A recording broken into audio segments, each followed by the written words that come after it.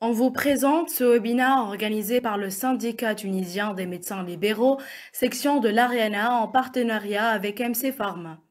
إن شاء الله تكون une séance باهية et bonne écoute et visualisation. Merci beaucoup. Je prends la parole donc. Voilà, exactement. Juste vous posez vos questions, s'il vous plaît, la rubrique conversation. À la fin de la présentation, Dr Lefri, il jettera un coup d'œil et répondra à vos questions. D'accord? S'il vous plaît, vous gardez vos micros fermés et vos caméras aussi pour la stabilité de la connexion. Merci et bonne présentation, Dr Lefri. Est-ce que vous avez ma présentation en partage? Oui, bon, docteur Fouki. Ça va très bien. Ça va très bien. Alors, c'est à mon tour de remercier les laboratoires MC Pharma pour cette rencontre avec Hichem Babaï aussi, qui est un ami du secondaire, hein, donc de très longue date. Donc, merci pour cette rencontre particulière en mode Covid, mais non moins conviviale. Et donc, on va traiter aujourd'hui de l'usage des traitements médicaux dans les saignements utérins anormaux. Alors aujourd'hui, on va traiter ces saignements utérins anormaux qui sont très fréquents d'un point de vue plutôt de pathologie bénigne, là où les progestatifs et le traitement médical donc prend toute son importance. On va bien sûr ne pas traiter donc dans cette rubrique les pathologies qui sont inhérentes à la grossesse et donc les pathologies gravidiques, et également les pathologies malignes. Donc ces saignements anormaux sont un motif très courant en consultation de gynécologie, à tel point qu'une femme sur 3, elle va consulter donc pour un saignement utérin anormal, donc une fois ou plusieurs fois dans sa vie. C'est des affections qui sont très souvent bénignes, heureusement, mais qui peuvent affecter, malgré qu'elles soient bénignes, peuvent affecter la qualité de vie.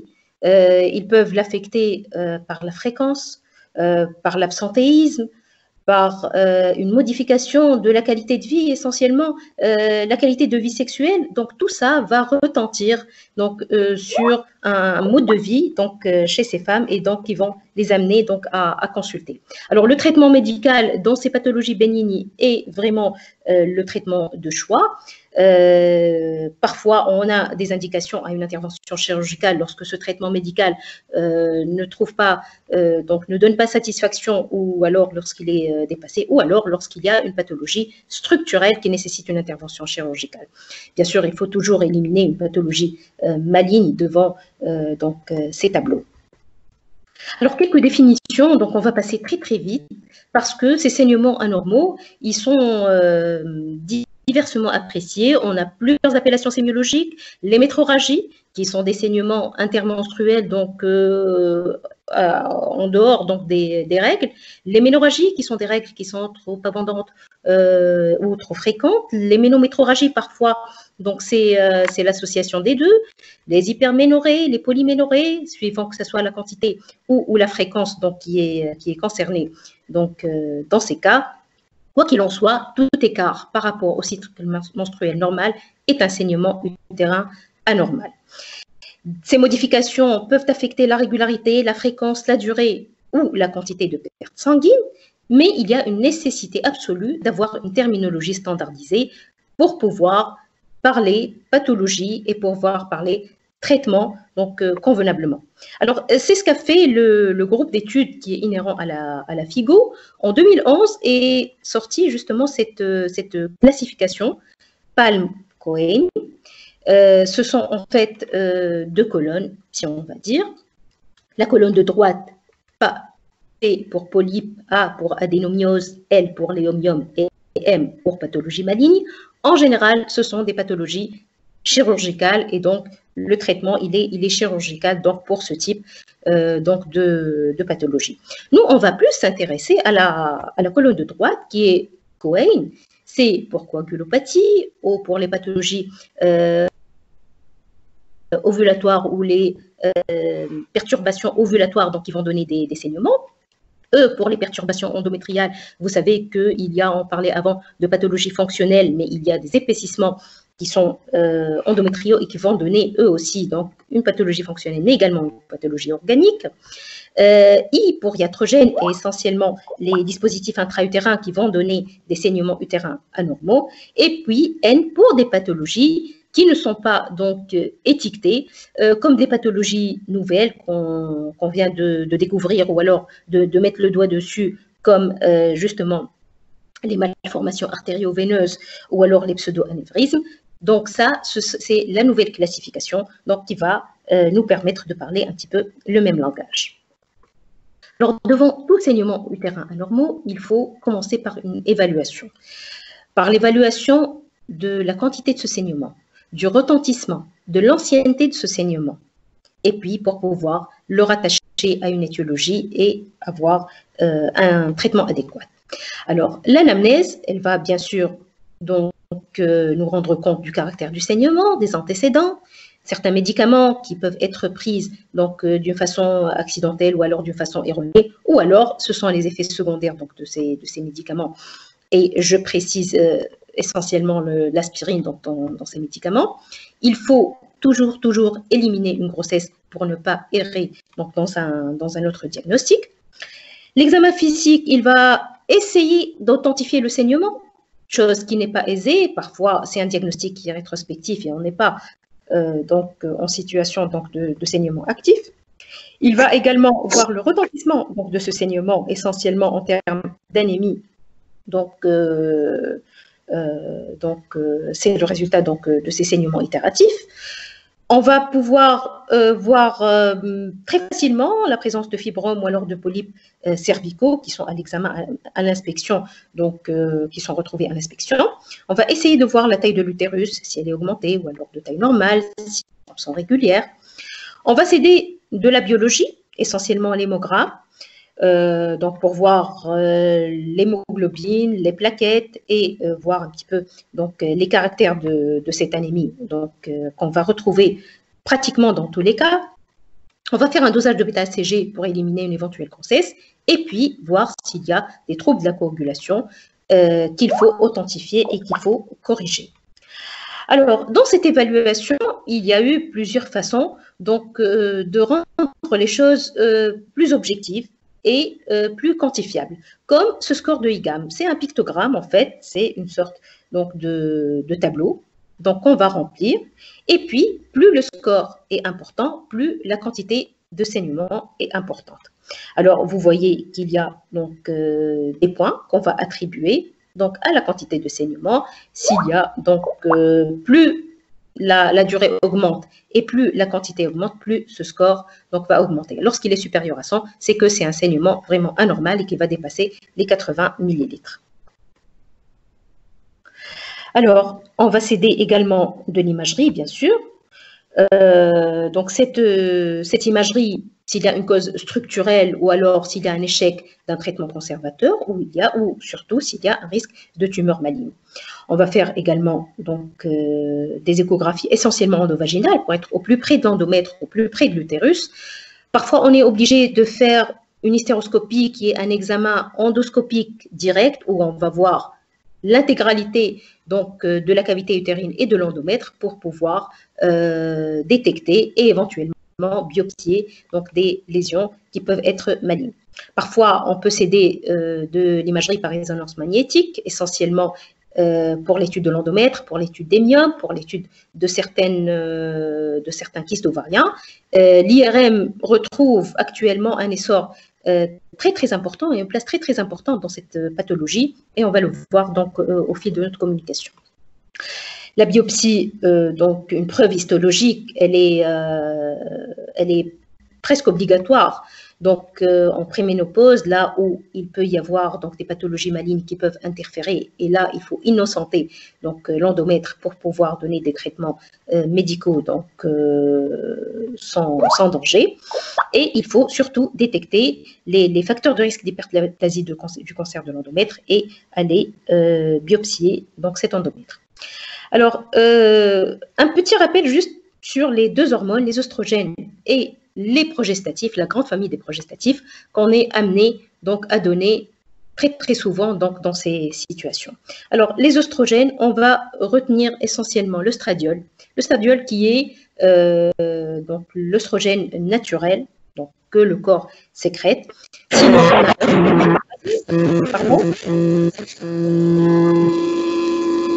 on a l'éthénylœstradiol. L'éthénylœstradiol qui est un œstrogène de synthèse qu'on va retrouver dans pratiquement toutes les pilules contraceptives. Les pilules contraceptives ne vont pas utiliser le 17-bêta-œstradiol donc parce qu'il n'est pas actif en tant que contraception, mais on va le retrouver dans toutes les pilules. Une grande panoplie de progestatifs de synthèse. Il y a la progestérone et ses isomères. Et il y a des dérivés de la progestérone qui sont les prégnanes et les norprégnanes. Et puis, il y a des progestatifs qui sont des dérivés de la testostérone, essentiellement les 19-nortestostérone. On va voir après donc l'efficacité de ces différents progestatifs et surtout les effets indésirables qui vont limiter un petit peu leur usage. Alors ici, juste un petit rappel endocrinologique sur l'action donc, de ces oestrogènes et surtout de la progestérone sur l'axe hypothalamo-hypophyso-gonadotrope qui est lui responsable justement de la régularité des cycles et puis de l'apparition donc de saignements qui sont anormaux. Alors, il faut savoir que les oestrogènes et la progestérone ont des tissus cibles donc sur lesquels ils vont agir essentiellement au niveau de l'endomètre. Les oestrogènes ont un effet trophique au niveau de l'endomètre et les progestatifs donc ont un effet sécrétoire, donc ils vont stopper cet effet trophique donc des oestrogènes. Les deux vont avoir donc en situation physiologique et parfois supraphysiologique lorsqu'on va instaurer donc un traitement, un effet, ce qu'on appelle donc de feedback négatif sur la GnRH et sur FSH et LH, et donc il y aura donc un repos au niveau des ovaires et donc un arrêt donc de ce fonctionnement de cet axe. Alors sans plus tarder, on va passer à quelques cas cliniques. On va passer un petit peu en revue les pathologies les plus fréquentes. On ne va pas, bien sûr, avoir donc toutes les pathologies, mais des situations qui sont fréquentes et qu'on va traiter donc médicalement. Alors, c'est Madame G qui vous amène sa fille de 12 ans qui a eu ses premières règles il y a 3 mois et cette fillette n'a plus ressaigné depuis.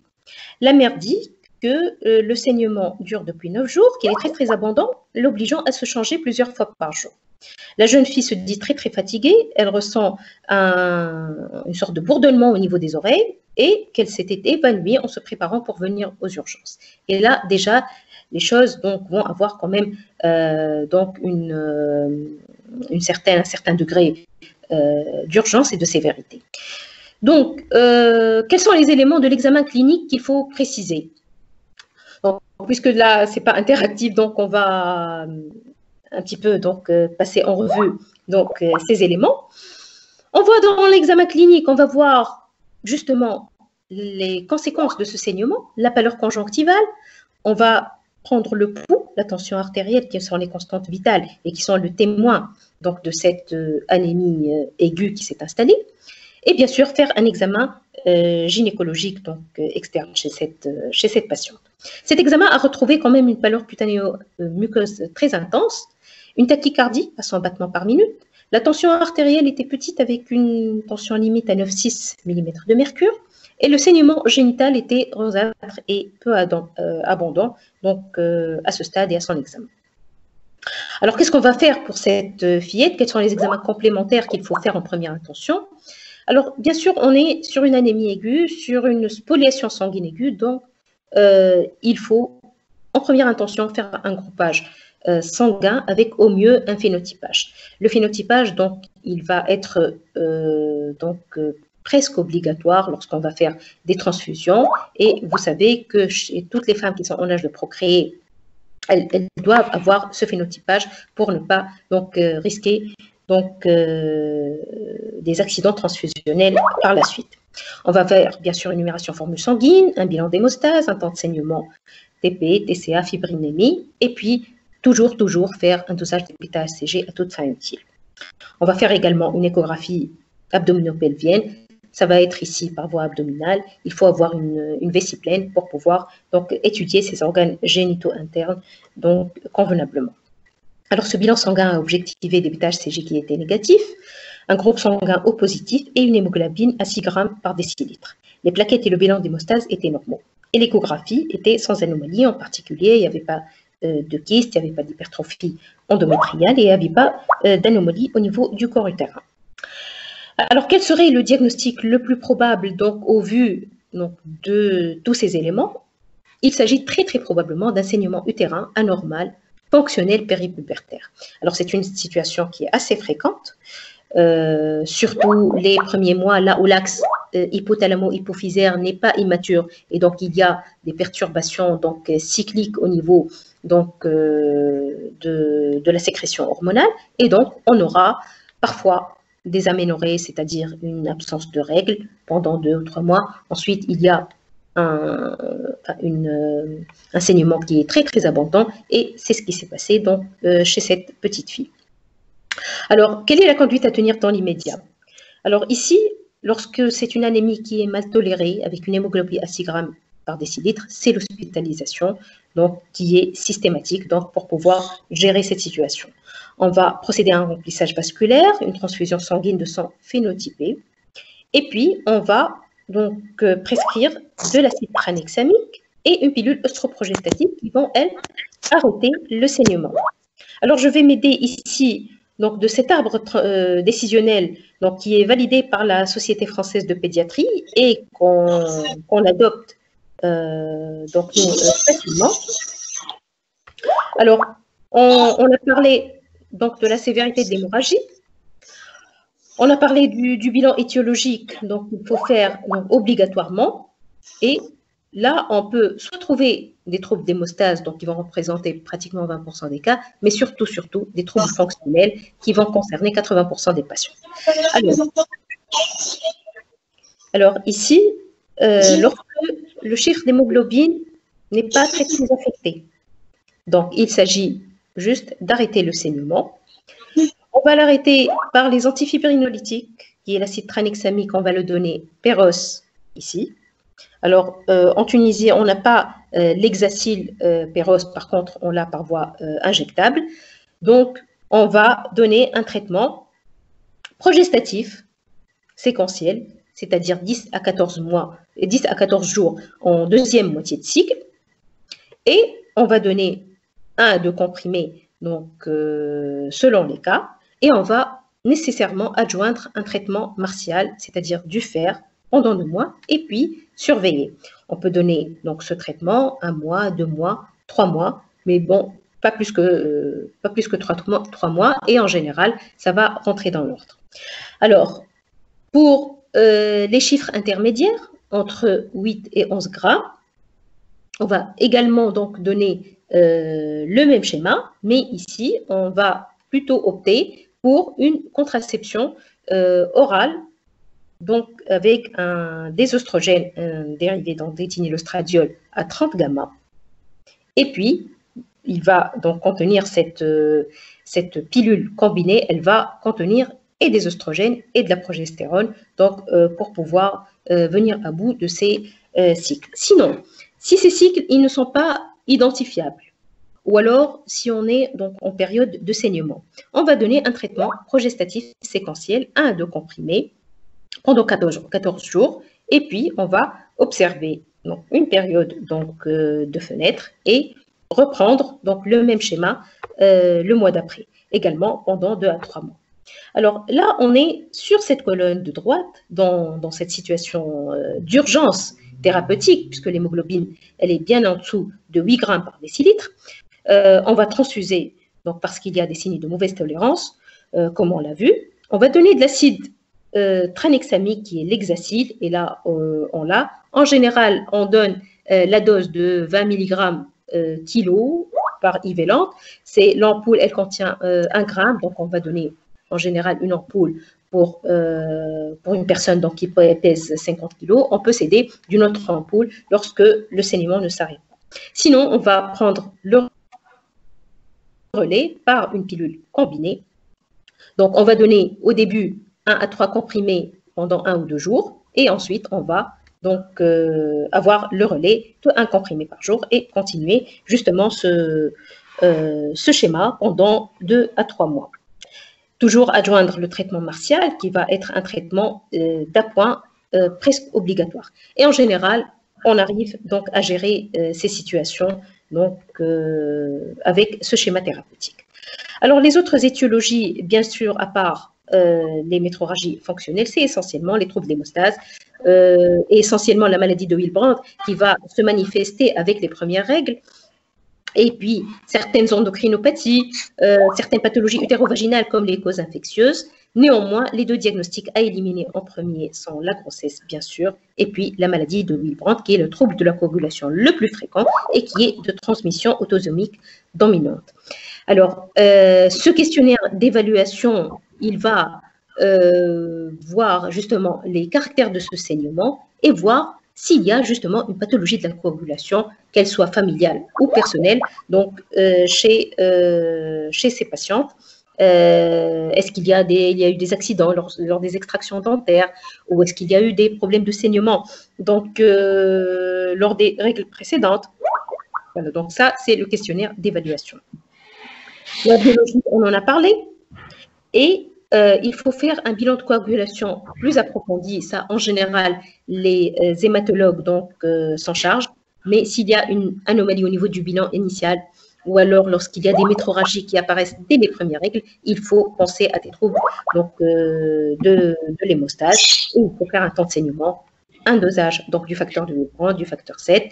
Et puis, donc, en fonction du contexte également, on va pouvoir faire quelques dosages donc, endocriniens chez ces patientes. Alors, le traitement non hormonal dans ces cas, on en a parlé des antifibrinolytiques, les anti-inflammatoires non stéroïdiens, même si il y a donc une certaine appréhension parce qu'ils vont interférer avec l'hémostase, mais ils vont arrêter le flux parce qu'ils vont inhiber la voie de la cyclooxygénase et puis ils vont être actifs également sur les dysménorrhées. Et le traitement d'appoint, comme je l'ai dit et je l'ai redit, c'est la supplémentation martiale obligatoire. Le traitement hormonal, ce qui nous intéresse le plus parce que c'est lui donc, qui va entretenir justement ce traitement, on va soit donner des œstroprogestatifs oraux, essentiellement un cycle artificiel, on va donner des œstrogènes pendant 25 jours et puis adjoindre un progestatif pendant les 14 derniers jours donc, du cycle. Et puis une fenêtre, là où vont apparaître les menstruations, et on va reprendre le même schéma pendant 2 ou 3 cycles.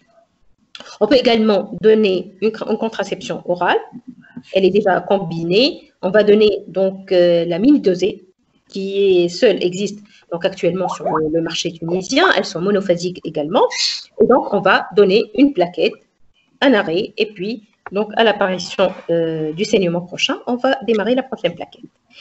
Et puis, les progestatifs oraux cycliques, on peut ne pas donner d'œstrogène et donner juste des progestatifs pour arrêter ce saignement. On va les donner, comme on l'a dit, pendant 14 jours par mois.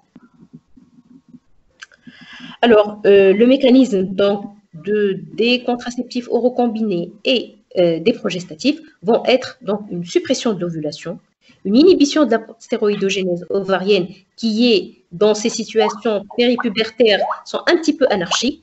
Donc, on va mettre un petit peu au repos donc cet axe hypothalamo-hypophyso-gonadotrope, pas pour une longue durée, parce qu'il faut que ça reprenne et il faut que les règles donc, reprennent normalement, mais c'est juste pour passer ce cap aigu donc, de saignement utérin qui est très, très abondant. Alors, bien sûr, il faut voir s'il y a une contre-indication à ces contraceptifs oraux et essentiellement, ce sont les contre-indications des œstrogènes parce que, comme je vous ai dit dès le début, c'est un œstrogène de synthèse, donc qui est l'éthénylestradiol dans toutes les contraceptions orales. Alors, il faut voir s'il y a un antécédent de thrombose. Bien sûr, chez les jeunes filles, c'est des diagnostics donc, qui sont peu fréquents, mais il faut quand même mener un un interrogatoire minutieux. Le schéma des progestatifs, comme je vous ai dit, c'est des phases lutéales de 14 jours. On peut être également amené à donner des phases longues, c'est-à-dire 21 jours de progestatifs lorsque le saignement ne se tarit pas, donc les premiers mois. Alors, ces progestatifs de synthèse, qu'est-ce qu'on va choisir donc, dans cette situation? On va essentiellement choisir, on peut choisir la progestérone naturelle, mais le mode d'administration qui n'est pas oral donc, pour ces produits, donc n'est pas très opportun donc, dans ce genre de situation. Alors, on va plutôt donc, aller vers les dérivés de la progestérone, soit les isomères, soit les prégnanes et les norprégnanes. Alors, on va donner donc, des schémas, comme on a dit, des schémas progestatifs, souvent en phase longue, donc 20 jours donc, par mois. Il faut éviter justement les non-stéroïdes parce qu'on va voir qu'ils ne sont pas dénués d'effets secondaires, surtout donc, sur ces terrains. Et donc, c'est ce qu'on va donner donc, chez ces patients. Donc, on va passer au deuxième cas clinique. C'est bon? On peut passer? Alors. Oui, bien sûr, docteur. Alors, c'est une dame qui est âgée de 48 ans, donc mère de 3 enfants, qui est sans contraception actuelle. Elle est hypertendue, sous traitement par contre. Elle consulte pour un saignement utérin abondant qui dure depuis 12 jours, avec des caillots par moment et des douleurs pelviennes. Lors de son examen, on a noté quand même une petite pâleur, une discrète pâleur cutanée-muqueuse. Le pouls, la tension, les constantes vitales sont conservées, mais quand même, on a retrouvé une petite hypertension à 14,8. Au spéculum, le col est sain avec un discret saignement de provenance endo-utérine et au toucher vaginal, l'utérus est un peu gros, globuleux, sans douleur à la mobilisation et sans masse latéro-utérine palpable. Donc, on va faire des examens complémentaires, bien sûr, de première intention, qu'on va demander pour ne pas donc, être à côté de certains diagnostics qui peuvent parfois être évidents. Le dosage de bêta-HCG, même si à cet âge, la grossesse semble donc rare, mais on peut trouver des grossesses tardives. Une numération sanguine, bien sûr, pour voir l'ancienneté de ce saignement, et une échographie pelvienne endovaginale. Le dosage de bêta-HCG était négatif. On a retrouvé une hémoglobine à 9 grammes par décilitre, des plaquettes normales, et puis une discrète microcytose qui dénote donc d'une anémie par spoliation sanguine, donc une anémie microcytaire ferriprive. L'échographie pelvienne donc, nous a permis d'avoir cet aspect. Alors, comme vous voyez ici, ça c'est l'utérus en échographie endovaginale. Ici, vous voyez ma flèche ici? La flèche qui est mobile. Alors, là, c'est le contour de l'utérus qui ne semble pas bosselé, qui ne semble pas déformé. Et vous voyez ici donc une petite disparité entre le mur antérieur et le mur postérieur de l'utérus, avec également ici un endomètre donc, qui n'est pas très hypertrophié, il est à 7 mm, il est pratiquement normal donc à cet âge, et on note ici la présence donc, de cette plage, on va dire, hyperéchogène, qui est en fait plus blanche que le tissu environnant. Donc, quels sont les diagnostics qu'on va évoquer? Alors, est-ce qu'on va évoquer une hypertrophie de l'endomètre? Donc, sur la poids de l'échographie, l'endomètre, non, il est normal, il est homogène. Donc, a priori, il n'y a pas de problème trophique au niveau de l'endomètre. Le fibrome utérin, c'est vrai qu'il y a cette image donc, qui est hyperéchogène, mais en général, le fibrome utérin déforme l'utérus, il est plus arrondi et il est nettement donc, repérable donc, au niveau du muscle utérin. Il reste l'adénomiose utérine, donc, qui est peut-être le diagnostic le plus probable chez cette patiente, vu son âge, vu l'existence de dysménorrhée, vu l'existence donc de ces saignements utérins anormaux. Et là, donc, on va rejoindre justement donc, ce A, donc de la classification Palme-Cohen. Il faut rappeler que l'adénomiose, c'est la pathologie de la quarantaine, de la cinquantaine. Il s'agit donc d'une invagination donc, du tissu endométrial à l'intérieur du muscle utérin, ce qui va donner justement des cryptes, et puis ces cryptes vont se remplir de sang donc, lors des menstruations, et ils vont donc se déverser après. Donc, c'est ce qui va donner justement ces saignements utérins anormaux, et puis ces règles qui sont très prolongées. Il va s'accompagner également, donc cette pathologie va s'accompagner de troubles inflammatoires, c'est ce qui va donner, donc exacerber les dysménorrhées, ou alors ce sont des femmes qui n'avaient pas auparavant de dysménorrhée et qu'il y a une dysménorrhée qui est dite secondaire, donc qui est d'apparition récente. Et cette image donc d'adénomiose, la disparité entre les deux murs de l'utérus, donc nous fait plus penser donc à ce diagnostic. Alors, les examens complémentaires pour étayer le diagnostic. Alors, il faut dire donc d'ores et déjà que le diagnostic il est histologique. Souvent, on le fait sur la pièce d'hystérectomie, mais on peut donc accrocher le diagnostic par l'IRM pelvienne parce qu'elle est très performante dans cette pathologie. On peut avoir recours à l'hystéroscopie. Là, on va faire une endoscopie. On va voir justement les lacunes qui sont noirâtres, qui sont remplies de sang et qui sont justement ces cryptes glandulaires donc à l'intérieur de l'utérus. On va pouvoir faire bien sûr une biopsie de l'endomètre si l'aspect est évocateur ou s'il y a une lésion suspecte. Ce n'est pas une biopsie donc qui va confirmer l'adénomiose, mais qui va donc, comme je vous ai dit, innocenter l'endomètre et ne pas passer à côté d'une pathologie maligne. Donc, quel est le traitement médical qu'on va prescrire dans l'immédiat? Comme on l'a dit, la supplémentation martiale, elle est toujours de mise. Les anti-inflammatoires non stéroïdiens à la demande, parce qu'ils vont avoir donc, une action qui est bénéfique sur l'inflammation, sur la dysménorrhée et sur la diminution de ce saignement. Et puis, surtout, un traitement progestatif du 5e au 25e jour du cycle pendant 3 cycles. Et on peut même prolonger au-delà de 3 cycles. Alors, ici, quel choix de progestatif? Là, les choses vont un petit peu se corser. Pourquoi? Parce qu'on est souvent amené donc, à donner des norpregnales. Pourquoi? Parce que c'est une femme donc, qui a une hypertension artérielle et donc on est souvent amené à donner des progestatifs qui sont dénués d'effets métaboliques et androgéniques, comme on va le voir donc, tout à l'heure, et qui vont perturber le métabolisme lipidique et le métabolisme glucidique. Alors, vous voyez ici un autre tableau donc, des progestatifs. Alors, on voit ici les dérivés prégnales, norpregnales et dérivés de la progestérone. Et vous voyez ici qu'ils ont tous l'effet progestatif escompté. Ils n'ont pas d'effet œstrogénique. Et comme on a dit, l'effet œstrogénique, c'est lui qui est trophique sur l'endomètre et on veut éviter. Mais qui n'ont pas, pardon? Oui.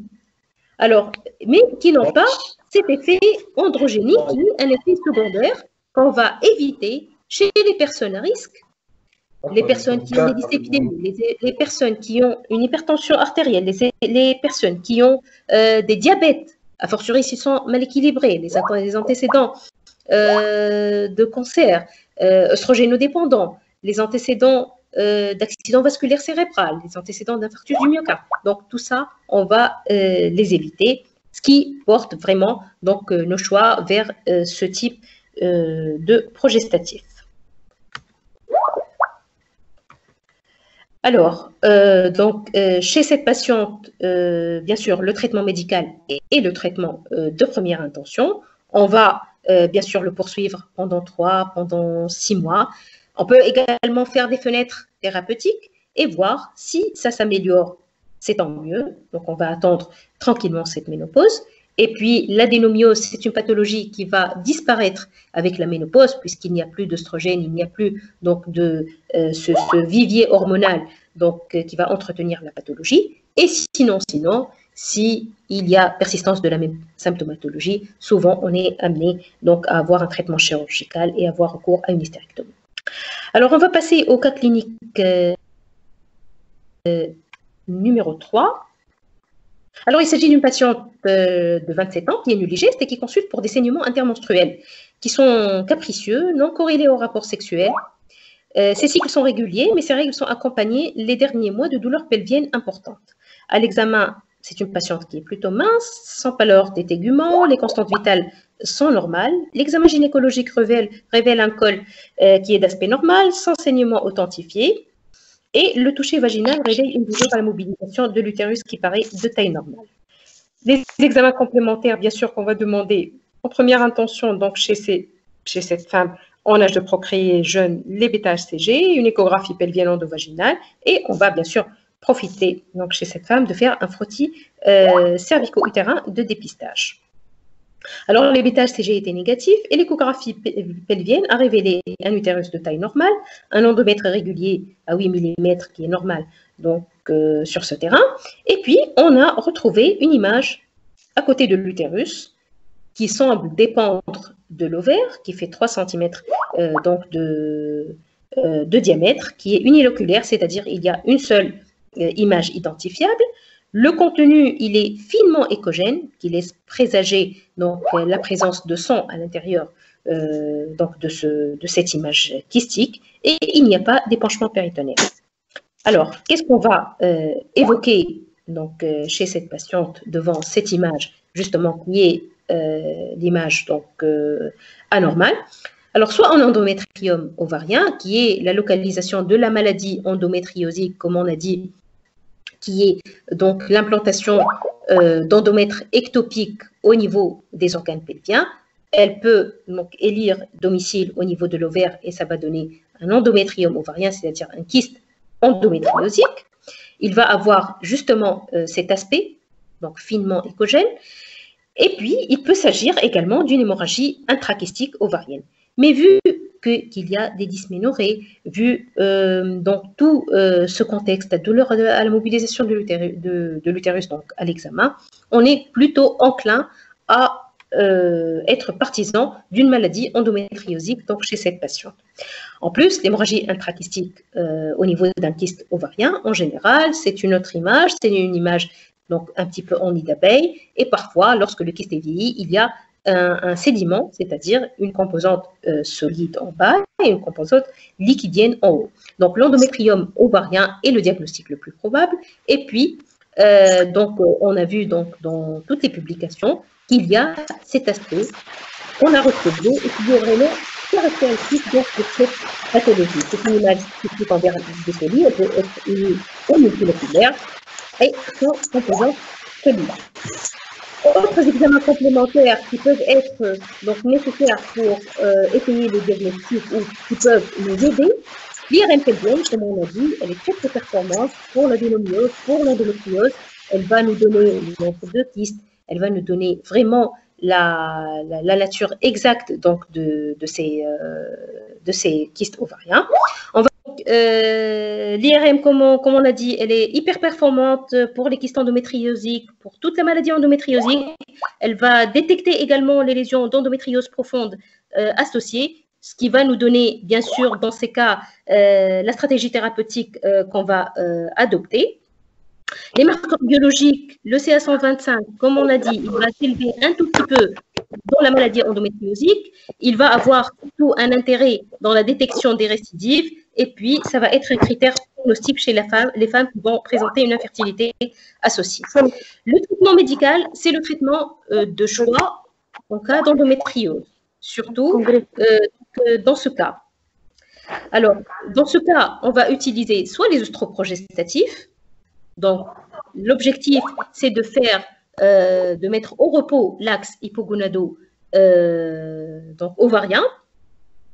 Et donc, on va donner une pilule. On va la donner en continu pendant 3 à 6 mois. Cette pilule, elle va donc nous permettre d'avoir une diminution de la prolifération cellulaire. Elle va être efficace sur les dysménorrhées. Et puis, elle aura un intérêt dans l'endométriose minime, donc, comme c'est le cas donc, de cette patiente. On va pouvoir également donner des progestatifs. Le principe, c'est l'effet anti-oestrogénique direct, propre et antigonadotrope. On va donner une administration prolongée pendant 3 à 6 mois. on va donner une longue période, c'est-à-dire soit en régime discontinu à raison donc, de 20 jours par mois, ou alors on peut carrément donner donc, un traitement progestatif en continu. Il va également donner un effet anti-inflammatoire. On pourra également donc donner les analogues de la GnRH, du type leptoréline, ça va donner justement une inhibition donc, de la sécrétion des gonadotrophines physiologiques, ça va donner une castration médicale, mais qui est réversible. On va donner tous ces traitements pendant 3 à 6 mois et on va voir faire des fenêtres thérapeutiques et puis donc reprendre les traitements s'il en faut. On peut donner les anti-aromatases, mais leur effet métabolique limite un petit peu donc, leur usage. Et bien sûr, les antalgiques et les anti-inflammatoires sont les traitements de choix qu'on va donner donc, pour lutter contre les douleurs pelviennes, contre les dysménorrhées. Et donc, ça va être donné à la demande.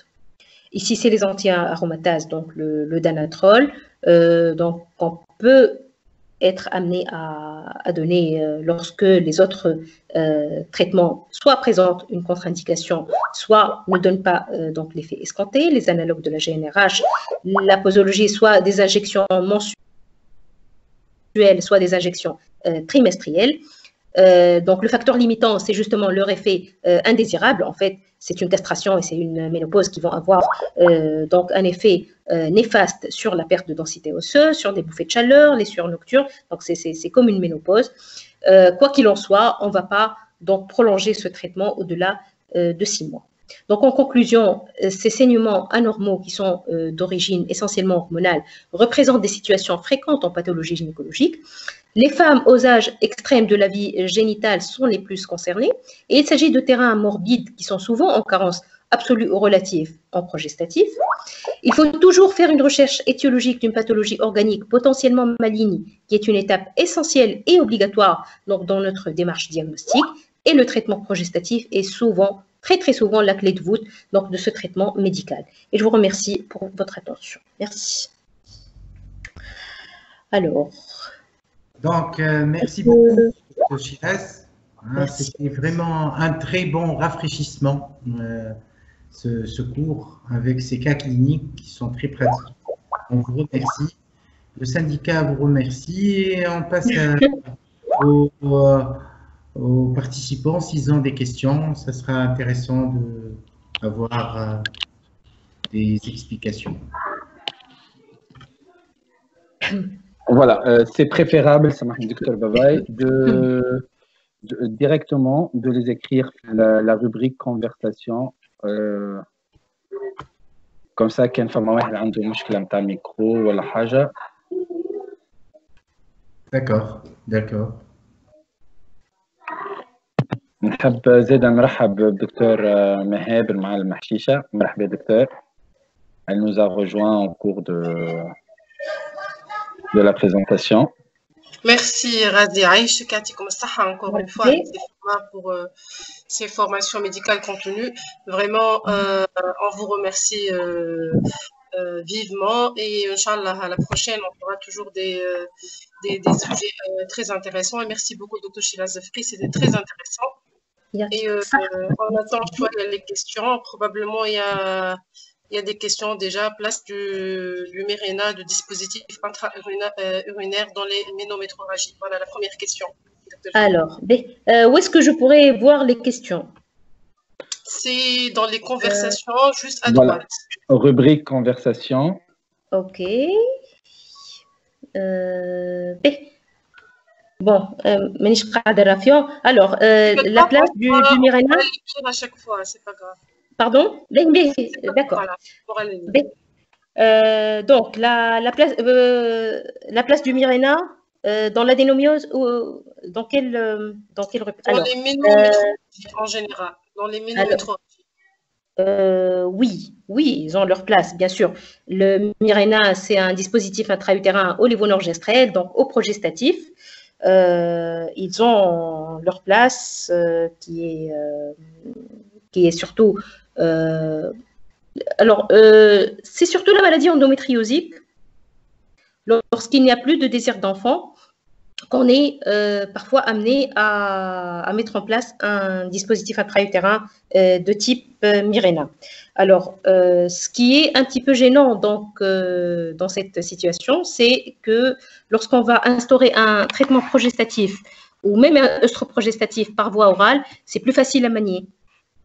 Alors que pour le dispositif intra-utérin, malgré qu'il soit très, très efficace, bien sûr, alors il y a les contraintes de prix, il y a les contraintes d'insertion. C'est des femmes qui peuvent parfois ne pas le tolérer, donc souvent on est amené à le retirer. Il faut savoir qu'il coûte actuellement 370 dinars. Et donc, mais maintenant, ça reste quand même une alternative pour les femmes donc, qui ne veulent pas de traitement, donc de pilules, de gestion donc de ce saignement.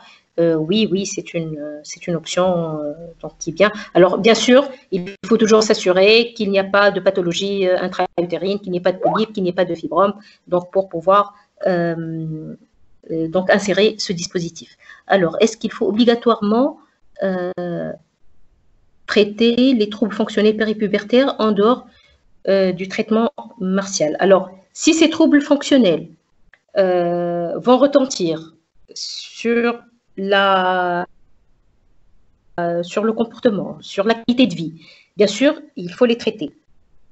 Si ces troubles fonctionnels laissent suggérer donc, des périodes d'aménorrhée qui sont importantes, il faut savoir que ces périodes d'aménorrhée vont s'accompagner de périodes d'hyperostrogénie. C'est-à-dire, lorsqu'on a 2 ou 3 mois sans saignement, c'est qu'il y a une forte imprégnation œstrogénique qui n'est pas contrecarrée par un dosage adéquat de progestatif. Donc là, il faut les traiter. Bien sûr, lorsqu'on est en présence d'une anémie et donc, ou alors d'un saignement important, il faut toujours les traiter. Mais il ne faut pas laisser ces jeunes filles, a fortiori si on a un endomètre qui est hypertrophié ou alors lorsqu'on a des kystes fonctionnels, il faut traiter ces jeunes filles, pas pour de très très longues périodes, on a dit 3, 6 mois, mais il faut quand même les traiter.